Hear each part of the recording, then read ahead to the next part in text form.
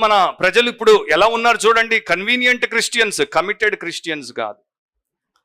నా problem from the beginning 31 yearsలో నేను చూసింది ఏంటంటే కన్వీనియంట్ క్రిస్టియన్స్ని ఎక్కువ చూశాను, కమిటెడ్ క్రిస్టియన్స్ని తక్కువ చూశాను.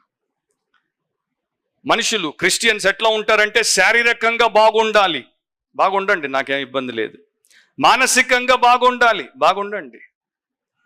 భావాల్లో అంటే ఇమోషనల్గా బాగుండండి. ఆర్థికంగా ఉండండి. సామాజికంగా ఉండండి. అంతవరకే వారి యొక్క ఆలోచన. ఫిజికల్గా బాగుండాలి, మెంటల్గా బాగుండాలి అంటే ఇంటలెక్చువల్గా, ఎమోషనల్గా బాగుండాలి, ఫైనాన్షియల్గా బాగుండాలి, సోషల్గా బాగుండాలి. మంచిదే, కానీ అసలు మీరేంటి? యు ఆర్ ఎ స్పిరిట్, నీ ఒక ఆత్మవి. అండ్ నీ యొక్క అసలు జీవితం ఏంటి అంటే స్పిరిచువల్ లైఫ్, ఆత్మీయ జీవితం. దాని గురించి ఆలోచించవే. వారమంతా ఫిజికల్, మెంటల్, ఇమోషనల్, ఫైనాన్షియల్, సోషల్కి ఎంత కమిటెడ్గా ఉంటావో వారానికి ఒక్కరోజు స్పిరిచువల్గా నీ దేవుడి కొరకు నీవు ఆ కమిట్మెంట్ని చూపించవే. మరి అలాంటప్పుడు వారిని బాబిలోనియన్ అనాలా లేకపోతే క్రిస్టియన్ అనాలా?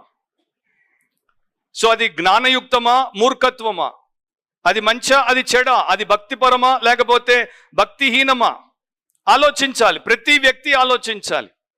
అండ్ దీర్ఘంగా ఆలోచించాలి, తీవ్రంగా ఆలోచించాలి, మరీ ఆలోచించాలి, ఎక్కువగా ఆలోచించాలి. ఏంటంటే మొదట ఆత్మలో నీవు వర్ధిల్లుతున్న కొలది అన్ని విషయాల్లో సౌఖ్యంగా ఉండాలని దేవుడు చెప్పాడు.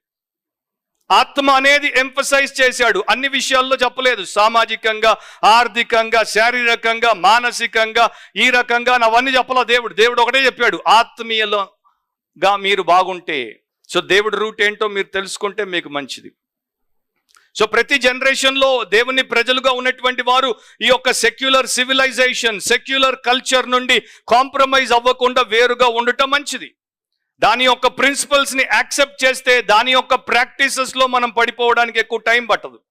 ఇక్కడ ఓ మాట వాడాడు, సుంగ్ కొయినోనియో అనేటువంటి మాట. దాని యొక్క అర్థం ఏంటంటే ఫెలోషిప్. దానితో పాలి భాగమై ఉండొద్దు, దాని పాపాల్లో మీరు మరి సహవాసము చేసేటువంటి వారముగా ఉండొద్దు.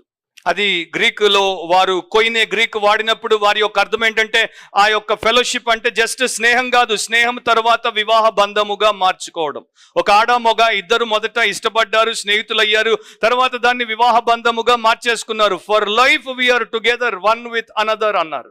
సో ఇదనమాట. బబులోన్తో మీరు అట్లాంటి బంధాలు పెట్టుకోవద్దు, అట్లాంటి పార్ట్నర్షిప్లు, అట్లాంటి ఫెలోషిప్లు, అట్లాంటి కమ్యూనియన్ మీకు వద్దని దేవుడు చెప్తున్నాడు.